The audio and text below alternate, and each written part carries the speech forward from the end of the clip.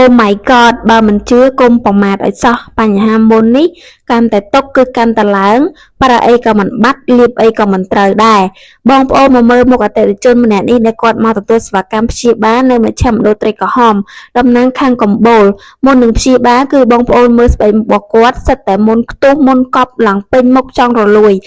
មិនដឹងថាមុននឹងគាត់មកព្យាបាលខាងយើងនេះគាត់ធ្លាប់ប្រើផលិតផលមកប្រមាណហើយទេបងប្អូនបានមុខគាត់ដល់ថ្នាក់ហ្នឹងហើយចេះតែលាបទៅអត់ត្រូវណាប៉ុន្តែបន្ទាប់ពីគាត់ទទួលសេវាកម្មព្យាបាលខាងយើងតែមួយឈុតនេះបងប្អូនស្បែកមុខគាត់បច្ចុប្បន្នគឺសភ្លឺមាត់ទលងចេញពីខាងក្នុងអស់មុនអស់ស្នាមស្អាត 100% តែម្ដងចំពោះតែជនដែលគាត់កំពុងតែជួបបញ្ហាមុនមិនថាបងប្អូនមានមុនកម្រិតណា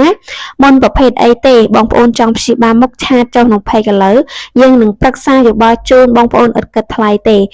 អរគុណបងប្អូនទស្សនាវីដេអូនេះពីដើមរហូតដល់ចប់ជួបគ្នានៅវីដេអូក្រោយបាយ